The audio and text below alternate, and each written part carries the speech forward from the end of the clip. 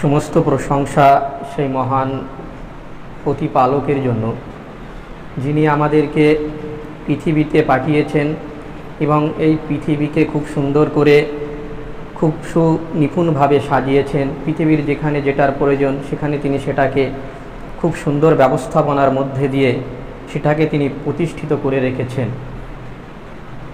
আল্লাহ সুবহানাহু ওয়া তাআলা কোরআনে বলছেন যে আমি আসমান থেকে ফুটা ফুটা আকারে এ পৃথিবীতে বাড়ি বর্ষণ করি। আল্লাহ তাআলা বলছেন আমি আসমান থেকে বিন্দু বিন্দু আকারে ফুটা ফুটা আকারে এ পৃথিবীতে বৃষ্টি বর্ষণ করে থাকি। এটাতে জ্ঞানীদের জন্য নিদর্শন রয়েছে। যদি আমরা ভাবি পৃথিবীতে যদি আমরা পানি তৈরি করতে চাই, উৎপাদন করতে চাই, তাহলে পার্থিব কিছু উপাদান H2O অর্থাৎ হাইড্রোজেন 2 অণু এবং 1 অণু অক্সিজেনের প্রয়োজন হয়। তাও আবার খোলা জায়গায় আমরা পানি তৈরি করতে পারি না। তার জন্য অত্যাধুনিক ল্যাবের প্রয়োজন হয়, অত্যাধুনিক মেশিনের প্রয়োজন হয়, যার মাধ্যম দিয়ে আমরা অক্সিজেন এবং হাইড্রোজেনের সংমিশ্রণে পানি তৈরি করতে পারি। কিন্তু আল্লাহ সুবহানাহু ওয়া তাআলা এ জমিন থেকে 16 কিলোমিটার দূরে যে স্তর রেখেছেন, সেই স্তরে আপনি যখন বাড়ি রান্না করেন, সেই রান্না করার ফলে যে ধোঁয়া নির্গত হয় সেটি আকাশে চলে যায়। রাস্তাঘাটে যত ধুলো উড়ে সেই ধুলো ময়লাগুলো আকাশে উঠে যায়। আরও কত কিছু ধূলিকণা সব কিছুই বাতাস দ্বারা প্রবাহিত হয়ে সেই স্তরে গিয়ে পৌঁছে যায়। এবং এই ধূলিকণা ধুলো দিয়ে আল্লাহ সুবহানাহু ওয়া তাআলা সেখানে কোনো ল্যাব ছাড়াই, কোনো অত্যাধুনিক যন্ত্র ছাড়াই সেই স্তরে যখন ধূলিকণা বালি ধোঁয়া সব কিছু পৌঁছে যায়, সেখানে অটোমেটিক্যালি সেখানে মেঘের সৃষ্টি হয়।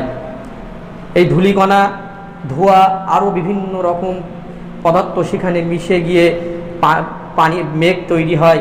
এই মেঘ জমাট বাঁধার পর তখন কঠিন অবস্থা ধারণ করে এবং আল্লাহ সুবহানাহু ওয়া তাআলার নির্দেশে এ ভূপৃষ্ঠে ফুটা ফুটা আকারে বর্ষিত হয়। আমরা কি একবারও চিন্তা করে দেখেছি যদি বৃষ্টি ফুটা ফুটা বিন্দু বিন্দু আকারে পতিত না হয়ে, আমরা চাষি মানুষ, আমরা জানি আমাদের মাঠে শ্যালো মেশিন লাগানো আছে।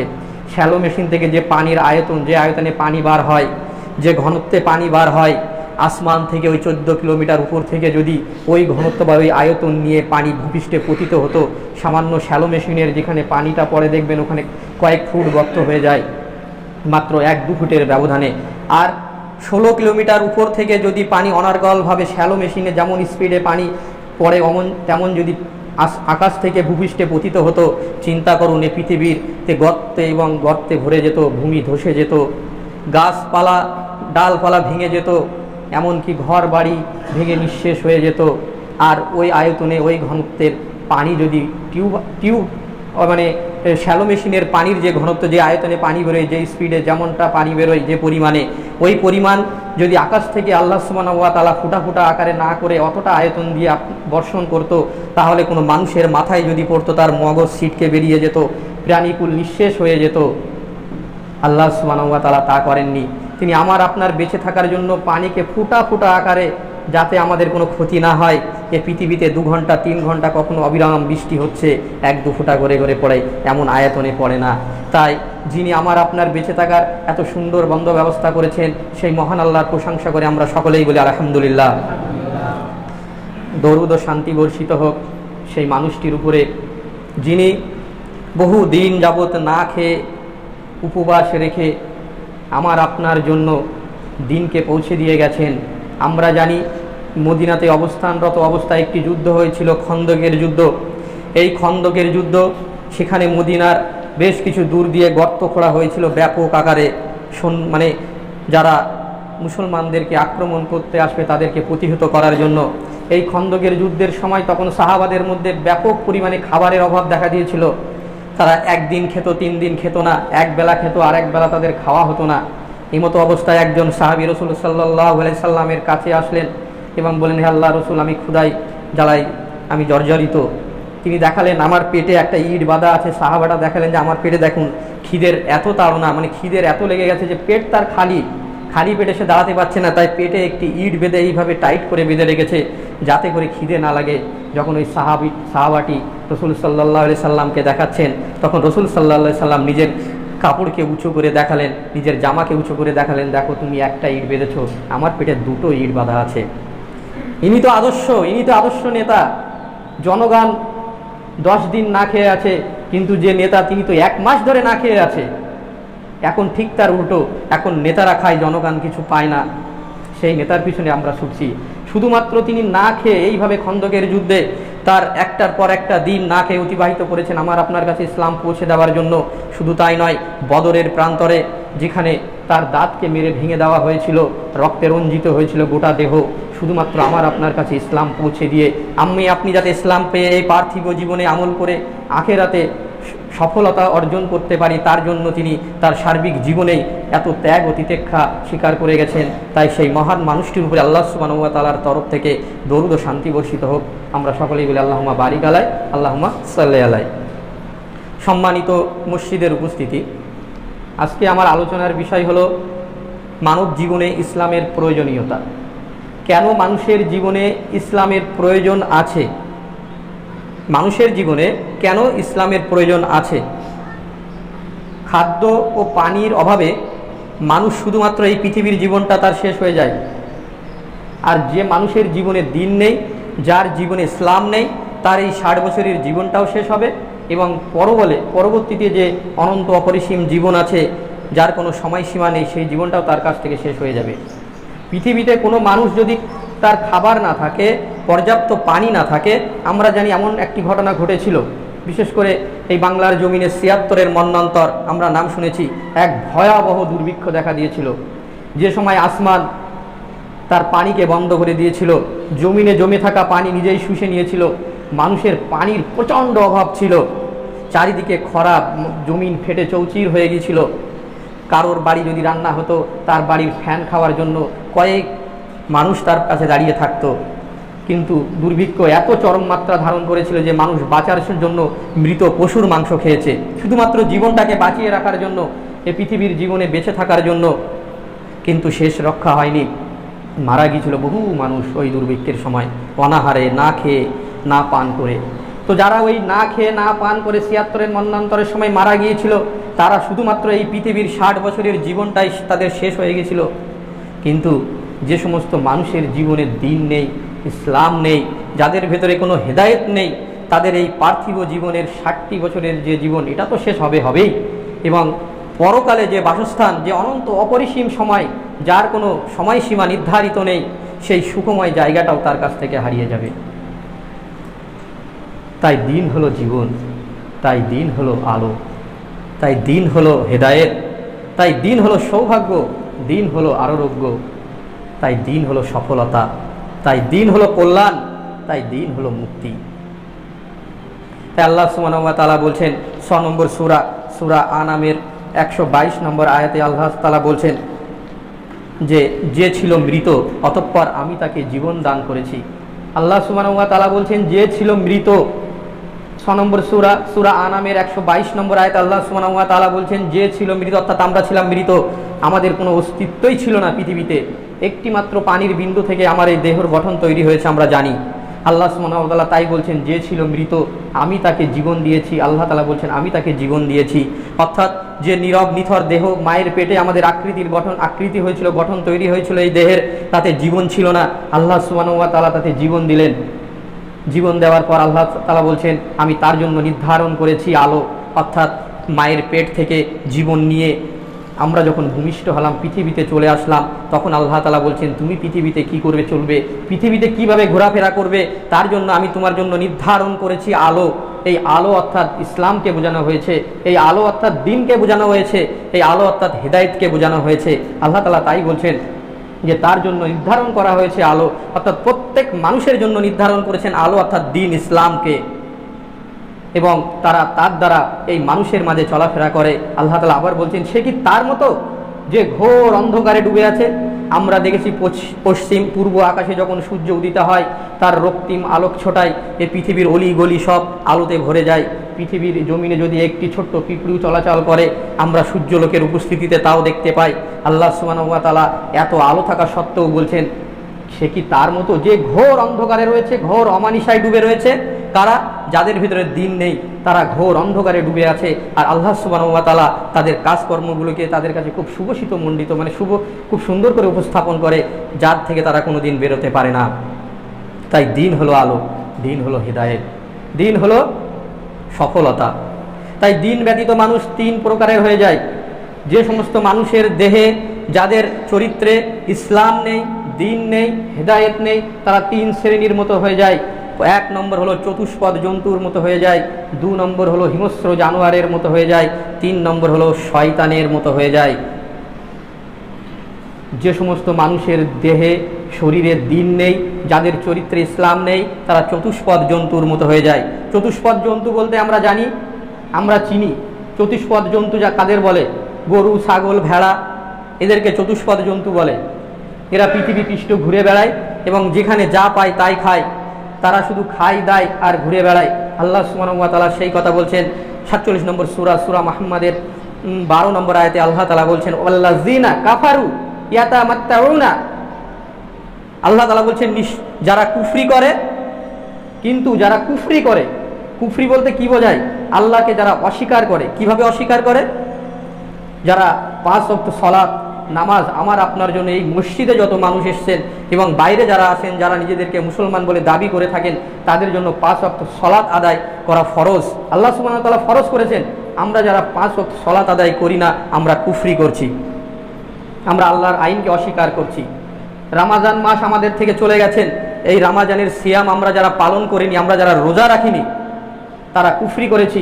আল্লাহ সুবহানাহু ওয়া তাআলা যে আইন, যে বিধিবিধান আমার আপনার জন্য প্রণয়ন করেছেন, সেগুলো আমরা যারা মানি না, আমরা কুফরি করছি। আল্লাহ তাআলা আমার আপনার জন্য নিষাদার দ্রব্যকে হারাম করেছেন, আমরা যারা নেশা করছি, আমরা কুফরি করছি।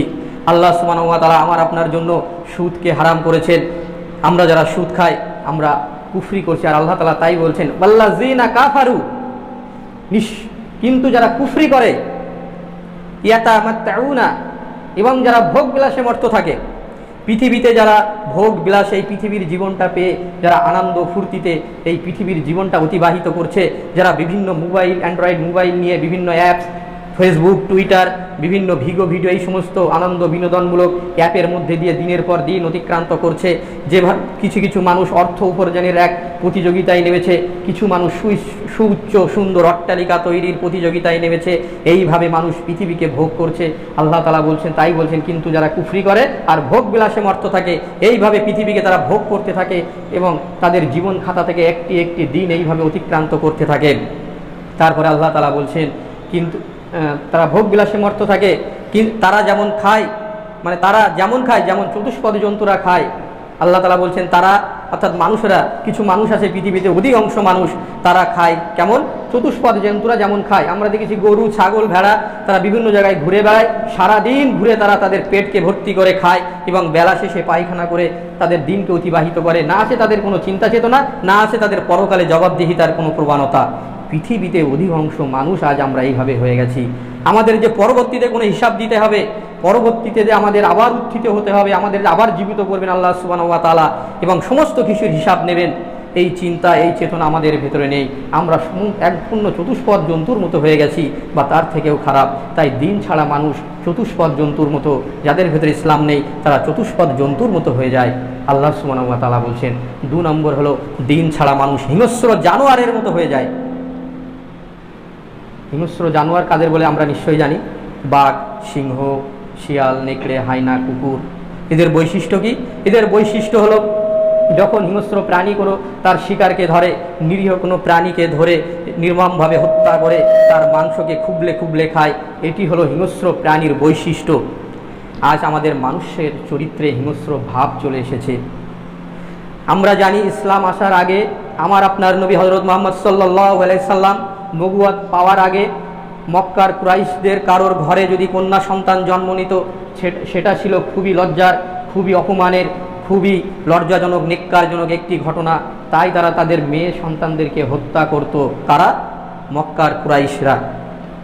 তেমনি একজন মানুষ তার অজান্তে তার একটি মেয়ে বড় হয়ে যায়, তেমনি একটি মানুষ তার অজান্তে তার একটি ছোট্ট মেয়ে, 5 থেকে 6 বছরের একটি ছোট্ট আব্বু আব্বু ডাকতে থাকা একটি মেয়ে, ফুটফুটে চেহারার একটি মেয়ে, তার জন্ম নেয়। যখন সে জানতে পারে এই বড় মেয়েটি তার, এই 5 বছরের মেয়েটি, এই কন্যা শিশু সন্তানটি তার লজ্জায়, ক্ষোভে, ঘৃণায় তিনি ফেটে পড়লেন এবং পরিকল্পনা করলেন, যেহেতু কুরাইশদের মধ্যে মেয়ে সন্তান জন্ম নেওয়া ছিল একটি অপমানের, তাই তিনি পরিকল্পনা করলেন তার মেয়েকে, এই সুন্দর ফুটফুটে কন্যা সন্তানটিকে তিনি হত্যা করবেন। যে মতো ভাবা সেই মতো কাজ, তিনি তার মেয়েকে নিয়ে চললেন, হত্যা করার উদ্দেশ্যে নিয়ে চললেন। এবং সাথে যাওয়া ছোট মেয়েটি, বাচ্চা আমাদের যাদের আছে আমরা জানি 5-6 বছরের ছোট সন্তান, পুত্র হোক বা মেয়ে, যখন আমরা কোথাও তাদেরকে সাইকেলে করে বা মোটর সাইকেলে করে নিয়ে যাই, বারবার তারা প্রশ্ন করে, আব্বু আমরা কোথায় যাচ্ছি, আব্বু এটা কি, আব্বু ওটা কি। ঠিক তদ্রূপ ওই ছোট আদরের মেয়েটি তার বাপকে বারবার প্রশ্ন করছে, আব্বু আমরা কোথায় চলেছি, আব্বু আমরা কোথায় যাচ্ছি। যখন তিনি তার গন্তব্যস্থলে পৌঁছে গেলেন, এক জনমানবহীন, যেখানে কোনো মানুষ নেই, জনমানব শূন্য, যেখানে কেউ নেই, শুধু চারিদিকে বালি আর বালি, তখন সেখানে তিনি গর্ত করতে লাগলেন। সেই সাহাবীটি তিনি যখন গর্ত করছেন, গর্ত করার ফলে তার গায়ে বালি লেগে যাচ্ছিল, তখন ওই ছোট আদরের শিশুটি তার আব্বুর গায়ে বালি লেগে যাওয়াতে এইভাবে ছেড়ে দিচ্ছিলেন এবং প্রশ্ন করছেন তার আব্বুকে, আব্বু আমরা কেন গর্ত করছি, আমরা কেন গর্ত করছি। গর্ত করা যখন শেষ হলো, সেই নির্দয় নির্মম নিষ্ঠুর লোকটি তার আদরের ফুটফুটে কন্যা সন্তানকে গর্তে ধাক্কা মেরে ফেলে দিল। সেই শিশুটির নির্মম করুণ আর্তনাদ করতে লাগলো, হ্যাঁ আব্বু আমি বাঁচতে চাই, আমাকে বাঁচতে দিন। সেই মানুষটার মনে তখন দয়ার উদ্রেক হয়নি, পাথর দিয়ে মেরে তার মেয়ের মাথাটা ফাটিয়ে দিয়ে বালি দিয়ে জ্যান্ত চাপা দিয়ে হত্যা করে চলে আসলো। এই ঘটনা যখন তিনি রাসূল সাল্লাল্লাহু আলাইহি সাল্লামের কাছে পরবর্তীতে বর্ণনা করছেন, কয়েক বছর পর ইসলাম গ্রহণ করার পর যখন রাসূল সাল্লাল্লাহু আলাইহি সাল্লামের সামনে বর্ণনা করছেন, তখন রাসূল সাল্লাল্লাহু আলাইহি সাল্লামের চোখ দিয়ে ঝরঝর করে পানি পড়ছে এবং ওই সাহাবীটাও হাউ হাউ করে কাঁদছে। চিন্তা করুন, তিনি তার মেয়েকে মেরেছিলেন কয়েক বছর আগে, যখন তার মেয়েকে পাথর দিয়ে মেরে হত্যা করে মাটিতে পুঁতে এসেছিল, সেদিন তার চোখ দিয়ে এক ফোঁটা পানি বার হয়নি। বেরিয়েছে কখন, যখন ইসলাম গ্রহণ করেছে। রাসূল সাল্লাল্লাহু আলাইহি সাল্লামের কাছে কথাগুলো বর্ণনা করছে, তখন তার চোখ দিয়ে পানি পড়ছে। অর্থাৎ ইসলাম তাকে শিখিয়েছে যে সে কত বড় পাপ করেছে, কত বড় নিক্কারতম কাজ করেছে, কত বড় ঘৃণিত কাজ করেছে, সে কত বড় নির্দয়। ইসলাম তাকে শিখিয়েছে, ইসলাম তার অন্তরের ভেতরে পিতৃত্ব বোধ শিক্ষা দিয়েছে, ইসলাম তার ভেতরে মায়া, অনুভূতি, ভালোবাসা এনেছে। যখন ইসলাম ছিল না, সে ছিল একটি হিংস্র পশুর থেকেও খারাপ, তাই তো সে নিজের মেয়েকে এইভাবে হত্যা করতে পেরেছে। আমরা হযরত ওমর রাদিয়াল্লাহু তাআলা আনহুর ঘটনা জানি। হযরত ওমর রাদিয়াল্লাহু তাআলা আনহুর সম্বন্ধে এমন কোনো মানুষ নেই যে আমরা জানি না। হযরত ওমর মানে একটি দাপুটে মানুষ। হযরত ওমর রাদিয়াল্লাহু তাআলা আনহু মানে তরবারি উন্মুক্ত করে রাখা, কথা বললেই গর্দান উড়িয়ে দেব, এমন একটি রূঢ় আচরণের, এমন একটি গুরু গাম্ভীর্যে ভরা একটি মানুষ। যখন তিনি ইসলামের সুশীতল ছায়াতলে আশ্রয় নিলেন, যখন তিনি ইসলাম গ্রহণ করলেন হযরত ওমর রাদিয়াল্লাহু তাআলা আনহু, তখন পৃথিবীর ইতিহাস সাক্ষী দিয়ে চলেছে, আবহমান কাল থেকে এখনো পর্যন্ত পৃথিবীর ইতিহাস সাক্ষী দিচ্ছে যে হযরত ওমর রাদিয়াল্লাহু তাআলা আনহুর শাসনকালে মতন শাসন পৃথিবীতে, এত ন্যায়পরায়ণ শাসক পৃথিবীতে আর কেউ আসবে না। আমার নবী, আপনার নবী হযরত মুহাম্মদ সাল্লাল্লাহু আলাইহি সাল্লাম, তিনি বলেছেন, আমার পরে যদি পরবর্তীতে পৃথিবীতে কাউকে নবী করে পাঠানো হতো, তাহলে হযরত ওমর রাদিয়াল্লাহু তাআলা আনহুকে নবী করে পাঠানো হতো। চিন্তা করুন, যে মানুষটি ইসলাম পাওয়ার আগে এত তার রাগ, এত তার চরিত্রে হিংস্রতা, সেই মানুষটি যখন ইসলাম গ্রহণ করলেন, তার মতন ভালো মানুষ আর পৃথিবীতে কেউ হয়নি, তার মতন সুন্দর আচরণের মানুষ আর হয়নি। তাই ইসলাম মানুষের চরিত্র থেকে হিংস্র ভাবকে দূর করে দেয়, তার ভিতরে মানুষকে সম্মান করার জ্ঞানটুকু ঢুকিয়ে দেয়, কাকে কেমন সম্মান করতে হবে ইসলাম শিক্ষা দেয়। আপনারা বলবেন সে যুগে হয়েছে, এখন কি হয়? হ্যাঁ হয়। আপনারা জানেন উত্তরপ্রদেশের বুকে অযোধ্যাতে একটি মসজিদ ছিল, নাম হলো বাবরি মসজিদ। সেই বাবরি মসজিদ যখন ভেঙেছিল, সেই উগ্র হিন্দুরা, তাদের ভিতরে, সেই যুবকদের ভিতরে একটি যুবক যার নাম ছিল বলবীর সিং, আপনারা প্রত্যেকেই চেনেন, আপনাদের এই মাদ্রাসাতে এসেছিলেন তিনি। সেই বলবীর সিং যখন ইসলাম গ্রহণ করেননি, তিনি যখন ইসলামের সুশীতল ছায়াতলে আশ্রয় নেননি, তখন তিনি একজন উগ্র হিন্দু যুবক ছিলেন। তিনি বলছেন, আমি প্রথম ওই বাবরি মসজিদের মিনারে চড়ে শাবল দিয়ে ওই মিনারকে ভেঙে টুকরো টুকরো করে দিয়েছিলাম। তৎপরবর্তীতে তিনি যখন ইসলাম গ্রহণ করলেন, নিজের ভুল বুঝতে পারলেন, তার ভুলের অনুভূতি হলো এবং তিনি মনে মনে সংকল্প করলেন, নিয়ত করলেন, হে আল্লাহ, আমি একটা মসজিদ ভেঙেছি, আমি 100টা মসজিদ তৈরি করে দিয়ে যাবো আল্লাহর জমিনে। তিনি তার কাজকে চালিয়ে রেখেছিলেন। আল্লাহ তাকে কবুল করুক এবং তাকে ক্ষমা করুক এবং তাকে জান্নাতবাসী করুক, আমরা সকলেই বলি আমিন। তার শেষ ইচ্ছা পূরণ হয়নি, তিনি মারা গিয়েছেন। কিন্তু ইসলাম তার চরিত্রের মধ্য থেকে যে হিংস্র ভাব ছিল সেটাকে দূর করে দিয়েছে। তিনি যে মসজিদ ভেঙেছেন, ইসলাম তার সাক্ষী হয়ে আছে যে ইসলাম ভাঙতে শিখায় না, গড়তে শিখায়। তাই তো তিনি 100টা মসজিদ, একটা মসজিদ ভাঙার বিনিময়ে তিনি 100 মসজিদ তৈরি করতে চেয়েছিলেন। ইসলাম ভাঙতে শিখায় না, গড়তে শিখায়। আমি আপনি যে ইসলামটা পাচ্ছি সেটা হলো মিডিয়া থেকে। মিডিয়া, সংবাদ মাধ্যম আমাকে আপনাকে ইসলাম দেখাচ্ছে। তাই দিন ছাড়া মানুষ হিংস্র জানোয়ারের মতো হয়ে যায়। তাই তো আমরা দেখছি পৃথিবী একজন সাংবাদিক তথাকথিত শিক্ষায় শিক্ষিত মৃতদেহকে কিভাবে লাথি মেরে অপমান করছে। একটি বনের পশু, হিংস্র সিংহ যদি কোনো আক্রমণ করে কাউকে, কোনো পশুকে, তার মৃতদেহ নিয়ে এইভাবে খেলা করে না। তথাকথিত উগ্র হিন্দু সাংবাদিক সে এইভাবে একটি মৃতদেহের সাথে কিভাবে খেলা করছে। তার মূল কারণ হলো তার ভিতরে দিন নেই, তার ভিতরে ইসলাম নেই। আজ দিন আর ইসলাম না থাকার কারণে মানুষের চরিত্র হিংস্র হয়ে গেছে, হোক সে মুসলমান বা হোক সে হিন্দু। দিন ছাড়া মানুষ শয়তানের মতো হয়ে যায়। যাদের ভিতরে দিন নেই, ইসলাম নেই, তারা শয়তানের মতো হয়ে যায়। শয়তানের কাজ কি? ভাইয়ে ভাইয়ে মারামারি বাঁধিয়ে দেওয়া, সমাজে বিশৃঙ্খলা সৃষ্টি করা, একটি গ্রামের সাথে আরেকটি গ্রামের মারামারি বাঁধিয়ে দেওয়া, একটি সমাজের সাথে আরেকটি সমাজের মারামারি বাঁধিয়ে দেওয়া। শয়তানের কাজ কি? একটি সম্প্রদায়ের সাথে আরেকটি সম্প্রদায়ের মারামারি বাঁধিয়ে দেওয়া। দেখেছি আমরা সম্প্রতি বীরভূমের বকটুইতে ভাদু শেখ নামে যখন জনের কয়েকটি ব্যক্তি খুন হলো, তার যারা অনুরাগী তারা প্রতিশোধ নেওয়ার জন্য আরও 10 জনকে জ্যান্ত পুড়িয়ে মারলো। আল্লাহ তাআলা বলছেন একজন মুসলিম আর একজন মুসলিম ভাই। আল্লাহ সুবহানাহু ওয়া তাআলা বলছেন একজন মুসলিম আর একজন মুসলিম ভাই। তাহলে ভাদু শেখ মুসলিম, তিনিও ভাই। যে 10 জনকে তারা প্রতিশোধ নেওয়ার জন্য জ্বালিয়ে মারলো তারাও মুসলিম। আল্লাহ তাআলা বলছেন একজন মুসলিম অপর মুসলিম ভাইকে হত্যা করলো। চিন্তা করুন, যারা মারা গেল সবাই মুসলিম। চিন্তা করে দেখুন নেতৃত্ব দিচ্ছে কারা, ক্ষমতা কার হাতে, আর মরছে কারা। এগুলো শয়তানের কাজ। শয়তান ভাইয়ে ভাই মারামারি বাঁধিয়ে দিয়ে খুনোখুনি করে দেয়, রক্তে রঞ্জিত করে দেয়। আজ পৃথিবীতে সবচাইতে বড় শয়তানের ভূমিকা পালন করে চলেছে এই মিডিয়া। সেটা হতে পারে সোশ্যাল মিডিয়া, হতে পারে প্রিন্ট মিডিয়া, হতে পারে ইলেকট্রিক মিডিয়া। বিভিন্ন সংবাদ মাধ্যমগুলো পৃথিবীর বুকে সবচাইতে বড় শয়তানের ভূমিকা পালন করে চলেছে। আজ তারা মানুষে দ্বন্দ্ব বাঁধিয়ে দিয়েছে, হিন্দু মুসলমান করে দিয়েছে, একটি সম্প্রদায়ের সাথে আরেকটি সম্প্রদায়ের মারামারি বাঁধিয়ে দিচ্ছে এই সংবাদ মাধ্যমগুলো, যেগুলো আমরা সন্ধ্যার পর খুব মনোযোগ সহকারে টিভি সিরিয়ালের মতন দেখতে থাকি।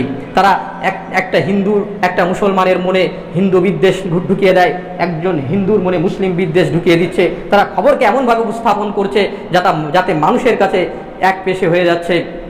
আজ এই সংবাদ মাধ্যম পৃথিবী তথা সারা ভারতবর্ষের বুকে শয়তানের বড় ভূমিকা পালন করে চলেছে। সম্প্রতি ভারতবর্ষের বুকে একটি সিনেমা রিলিজ হয়েছে, আমরা জানি, যার নাম হলো the Kashmir files. The Kashmir file বলে একটা সিনেমা এই ভারতবর্ষে রিলিজ হয়েছে।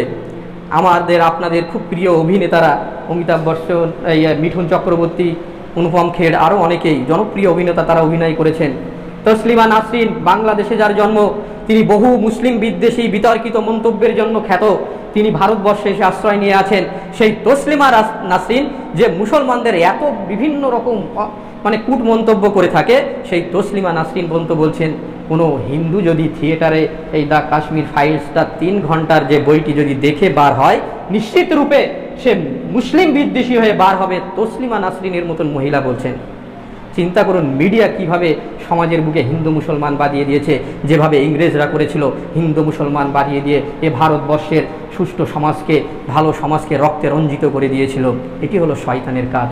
এই আল্লাহ সুবহানাহু ওয়া তাআলা সেই কথাই বলছে সূরা ফাতির 35 নম্বর সূরা ফাতিরের 6 নম্বর আয়াতে আল্লাহ তাআলা বলছে ইন্না শাইতানা লাকুম আদুউন, নিশ্চয়ই শয়তান তোমাদের প্রকাশ্য শত্রু। আল্লাহ সুবহানাহু ওয়া তাআলা বলছে নিশ্চয়ই শয়তান তোমাদের প্রকাশ্য শত্রু, তোমরা তাকে শত্রু হিসাবে গণ্য করো। আর সে তার অনুগামীদের এজন্যই ডাকে যাতে করে তাদের জাহান্নামের অর্থাৎ আগুনের অধিবাসী করতে পারে। আল্লাহ তাআলা বলছে ইন্না শাইতানা, নিশ্চয়ই শয়তান তোমাদের প্রকাশ্য শত্রু। শয়তান আমাদের শত্রু, আমাদের তাকে শত্রু হিসাবেই মনে করতে হবে। আল্লাহ সুবহানাহু ওয়া তাআলা দোয়া করি, আল্লাহ তুমি আমাদের এই শয়তানি আচরণ থেকে হেফাজত করো। আমি সম্মানিত উপস্থিতি, আমার আলোচনার বিষয় ছিল মানুষের জীবনের ইসলামের প্রয়োজনীয়তা। কোনো মানুষের জীবনে যদি ইসলাম না থাকে সে মানুষ হতে পারবে না, সম্ভবও নয়। মানুষের যে সংজ্ঞা, সেই সংজ্ঞার সাথে তার মিল হবে না। ইসলাম বা দিন ব্যতীত কোনো মানুষের আচরণ ভালো হতে পারে না। আপনি বলবেন আমার আচরণ রূঢ়, আপনি আপনার মধ্যে দিন আনেন, দেখবেন আপনার আচরণ পাল্টে যাবে। আপনি আপনার মধ্যে দিন আনেন, আপনার ব্যবহার পাল্টে যাবে। আপনি বলছেন আপনার সন্তান কথা শোনে না, তাকে দিন দিন ইসলাম দিন দেখুন পাল্টে যাবে। পৃথিবীর হাজারো মানুষ, কোটি কোটি মানুষ সাক্ষী, যারা ইসলাম গ্রহণ করেছে তাদের চরিত্র পরিবর্তন হয়ে গেছে। পৃথিবীতে এমন কোনো দর্শন নেই, পৃথিবীতে কোনো ইসলাম নেই, কোনো তন্ত্র নেই, কোনো মতবাদ নেই যা মানুষকে মানুষ তৈরি করতে পারে, মানুষের চরিত্র সংশোধন করতে পারে, মানুষের মধ্যে থেকে হিংস্র ভাবমূর্তি দূর করে দিতে পারে। একমাত্র ইসলাম ছাড়া পৃথিবীর কোনো ইসলাম নেই, মতবাদ নেই, দর্শন নেই, ধর্ম নেই যে মানুষের চরিত্রকে পরিবর্তন করেছে বলে সাক্ষী পাওয়া যায়। আমরা দেখেছি বলবীর সিং, তিনি ছিল যুবক, তাকে উত্ত্যক্ত করানো হয়েছে, একটি ধর্ম তাকে উত্ত্যক্ত করেছে। এখনো দেখছি আমরা যারা পিটিয়ে পিটিয়ে মুসলমানদেরকে মারছে, যে সমাজগুলো তাদেরকে উত্ত্যক্ত করা হচ্ছে, সেই ধর্মগুলো তাদেরকে উত্ত্যক্ত করেছে, হিংস্র স্বভাব তৈরি করে দিয়েছে। কিন্তু ইসলাম মানুষের চরিত্রে সংশোধন আগে আনে, তার চরিত্রের ভেতরে নমনীয়তা আনে, মানুষকে সম্মান করতে শেখে, আরেকটি জাতিকে সে সম্মান করতে জানে। তাই আমার আপনার ভেতরে দিন আনতে হবে, ইসলাম আনতে হবে। আজ পৃথিবীতে যে সময় চলছে সেটি খুব খারাপ সময়। এই সময়ে যদি আমরা ইমানের উপরে অটল না থাকি তাহলে আমরা টিকে থাকতে পারবো না। আল্লাহ তাআলা বলছেন, এই অবস্থায় যারা আমার হিদায়েতের অনুসরণ করবে, 20 নম্বর সূরা তাহার 22 থেকে 27 নম্বর আয়াত। খুব সংক্ষিপ্ত বলে আমি আমার আলোচনা শেষ করবো, অনেকটা সময় বেশি নিয়ে ফেলেছি, তার জন্য আপনাদের কাছে ক্ষমা প্রার্থী। সূরা তাহার 20 নম্বর আয়াতে আল্লাহ তাআলা বলছেন, এই যে সময় পৃথিবীতে বিরাজ করছে ফিতনার সময়, এই সময় যে আমার হিদায়েত অনুসরণ করবে সে বিপদগামী হবে না, আর যে আমার স্মরণ থেকে মুখ ফিরিয়ে নেবে তার জন্য সংকীর্ণ করে দেওয়া হবে জীবন ব্যবস্থা, এবং তাকে কিয়ামতের মাঠে উঠানো হবে অন্ধ অবস্থায়। এবার তারা প্রশ্ন করবেন আল্লাহকে, আল্লাহ, পৃথিবীতে তো আমার চোখ ছিল, আমি দেখেছি, সব কিছু অবলোকন করেছি, পৃথিবীতে সব দেখেছি, কিন্তু আজ তুমি আমাকে কেন অন্ধ করে উত্থাপন করলে? কেন আমি আজ অন্ধ হয়ে গেলাম, আমি চোখে দেখতে পাচ্ছি না? প্রত্যেকটা মানুষ যারা কুফরি করেছে, যাদের 5 ওয়াক্ত সালাত যাদের জন্য ফরজ ছিল, যারা সালাত আদায় করেনি, যাদের জন্য রমাদানের সিয়াম ফরজ ছিল, যারা সিয়াম পালন করেনি, যারা আল্লাহর আদেশকে অমান্য করে চলেছি, তারা প্রত্যেকেই অন্ধ হয়ে উঠবেন, উঠবেন, উঠবেন। কেন আল্লাহ বলেছেন উঠবেন? আল্লাহ সুবহানাহু ওয়া তাআলা কোরআনের প্রথম নম্বর সূরা, 2 নম্বর সূরা বাকারার মধ্যে বলছেন, যালিকাল কিতাবুল লা রাইবা ফি, এই কিতাবের ভিতরে কোনো সন্দেহ নেই, এই কিতাবে যা বর্ণিত হয়েছে তা সত্য এবং তা হতেই হবে। তাই আল্লাহ তাআলা বলছেন কিয়ামতের মাঠে কিছু মানুষ অন্ধ অবস্থায় উঠবেন। কেন? আল্লাহ তাআলা বলছেন, তোমার কাছে আমার হিদায়াত যখন নিয়ে আসা হয়েছিল তোমরা সেটাকে প্রত্যাখ্যান করেছিলে, সেটাকে হেলাই ফেলাই অবমাননার ছলে কাটিয়ে দিয়েছিলে, তোমরা গুরুত্ব দাওনি, তাই তোমাদেরকে আজ অন্ধ অবস্থায় উত্থিত হতে হবে। আল্লাহ তাআলার কাছে দোয়া করি, আল্লাহ আমাদের জীবনে তুমি ইসলামকে পরিপূর্ণরূপে মেনে চলার তৌফিক দান করো, আমিন। হে আল্লাহ, আমাদের মধ্য থেকে চতুষ্পদ জন্তুর যে গুণাগুণ বৈশিষ্ট্য আছে সেগুলো দূর করে দাও, আমিন। হে আল্লাহ, আমাদের চরিত্রে যে হিংস্র জানোয়ারের মতো যদি আচরণ থাকে, স্বভাব থাকে, আল্লাহ তা থেকে আমাদের মুক্ত করে দাও, আমিন। আল্লাহ, এই শয়তানের যে খেলা, এ থেকে আমাদের সকলকে বাঁচিয়ে নাও, আমিন। আল্লাহ, আমাদের মধ্যে যারা অসুস্থ তাদেরকে তুমি সুস্থতা দান করো, আমিন। এবং আমাদের মধ্যে থেকে আল্লাহ যারা কবরে চলে গেছে তাদের কবরের আযাবকে তুমি লঘু করে দাও, আমিন। এবং আমাদেরকে ঈমানের পথে অটল থাকার তৌফিক দান করুন, আমিন।